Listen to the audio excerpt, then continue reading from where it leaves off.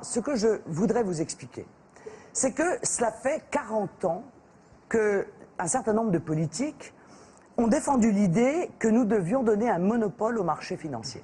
Nous leur avons versé 1400 milliards d'euros. Vous ne contestez pas ce chiffre? C'est merveilleux.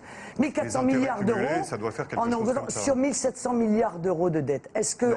c'est sur 40 ans. Oui, sur 40 ans. Mais est-ce que les Français peuvent comprendre donc que cette captation de richesse absolument spectaculaire est en réalité, elle, à l'origine d'une immense partie de notre dette? Madame, le problème, c'est la dette elle-même. Quand on s'endette, on paye des intérêts. C'est votre cas, c'est mon cas, c'est le cas de l'État. Justement non, monsieur Langlais. Bien sûr que si. Parce que c'est comme ça depuis la nuit des temps et probablement pour encore des millénaires. Monsieur, non, justement, puisqu'avant le privé finançait le privé et le public finançait le public. Donc, rendre à la Banque de France la possibilité de prêter au Trésor sans intérêt. Sans intérêt. Sans intérêt. Ça voudrait dire qu'on aurait fait 1300 milliards 1400 milliards d'économies dans les 40 dernières années. Mais on serait les rois du pétrole, monsieur Langlais. Nous serions un État heureux, un État avec une dette minimum. Alors est-ce qu'on va continuer comme ça? C'est que les pays qui font cela, qui font marcher ce qu'on peut appeler la planche à billets. Vous proposez ça d'ailleurs dans votre programme, vous dites il faut émettre 100 milliards d'euros par an, principalement pour rembourser la dette. Tous les pays qui font cela ont des taux d'inflation qui se sont littéralement emballés. J'en cite quelques-uns.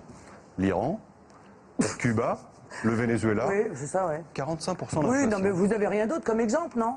Parce qu'il y a quand même d'autres pays, permettez-moi, il y a quand même d'autres pays qui ont la maîtrise de leur monnaie, non? Non, mais prenez des pays plus près. Rapprochez-vous, monsieur Langlais. Rapprochez-vous de l'Europe. Rapprochez-vous de l'Europe. Allez pas me prendre un tout petit pays ou des pays comme l'Iran. J'ai aussi le Zimbabwe, d'ailleurs. Est-ce que vous croyez que c'est sérieux? Est-ce que vous croyez que c'est sérieux de faire? Oui. Non, mais devant tous les Français, vous êtes en train de me dire que ça, c'est sérieux. Oui. D'accord. Et comment font les autres pays qui ont la maîtrise de leur monnaie? Ils font quoi? Lesquels, Madame Le Pen? Tous les pays du monde qui ont la maîtrise de leur monnaie. Citez-moi. Eh ben tiens, les États-Unis. Les États-Unis ne font pas marcher la planche à billets. Non, jamais. Non, pas du tout. Mais jamais, monsieur Langlais. La Banque centrale américaine ne finance pas le Trésor. Et d'ailleurs, la Banque centrale, et la BCE, elle ne fait pas de la planche à billets? Elle soutient ses banques indirectement. D'accord. Ça n'est pas du tout. Donc elle a créé 1000 milliards, elle a injecté 1000 milliards d'euros. Vous qui m'accusiez en permanence de vouloir faire fonctionner la planche à billets, que la Banque Centrale Européenne, elle, fasse marcher la planche à billets pour 1000 milliards d'euros, vous trouvez ça super? C'est quand même étonnant, non? D'ailleurs. Et alors attendez, parce qu'à un moment donné, monsieur Langlais, c'est pas vous que je vais réussir à convaincre. C'est pas vous que je vais réussir à convaincre, parce que vous serez d'accord avec moi au moment où tout ce que j'aurais dit aura fini par arriver. Donc ça, je ne suis pas très inquiète. Mais je suis en train d'essayer de convaincre en l'occurrence, les Français. Bon. La Banque Centrale Européenne a prêté aux banques 1000 milliards à un taux d'intérêt de 1%. Et les banques prêtent aux États à 3, 4 ou 5%. Mais vous ne voyez pas là que c'est une escroquerie massive? Vous ne voyez pas l'escroquerie majeure que ça représente? Madame Le Pen, simplement. Non, mais vous êtes d'accord avec ça? Quand vous dites... Non, on va faire marcher la planche à billets pour financer l'État français. Vous prenez le risque d'engager... Comment faisions-nous avant? Mais auparavant, madame, votre loi de 73, on ne pouvait émettre de la monnaie que quand on avait des dollars ou de l'or en caisse. Ah, mais c'est pour ça que voilà ça un sujet que nous devrions ouvrir ensemble, d'ailleurs. On l'a fait avec M. Dupont-Aignan il y a une heure. Vous voyez, il est parfaitement d'accord avec moi là-dessus, donc ça tombe bien. Ça veut dire que cet argument a déjà été développé pour une fois.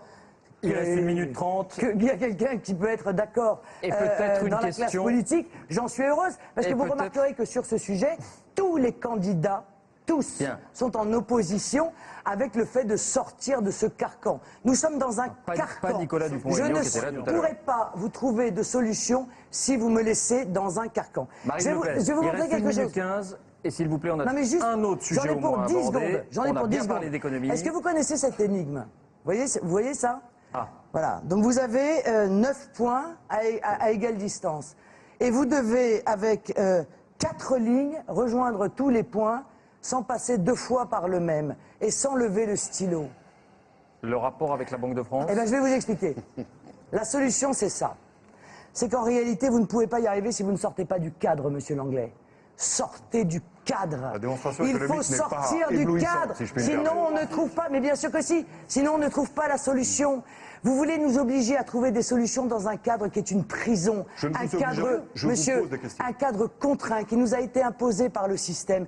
Eh bien moi je propose de sortir du cadre et la solution elle est en sortant du cadre, en sortant de la prison, en étant audacieux et surtout en ayant un peu de bon sens. On a compris pour la géométrie, il reste 20 secondes. Le bon il va y sens avoir de la temps en cloche, temps. Marine Le Pen. Aussi. Fabien.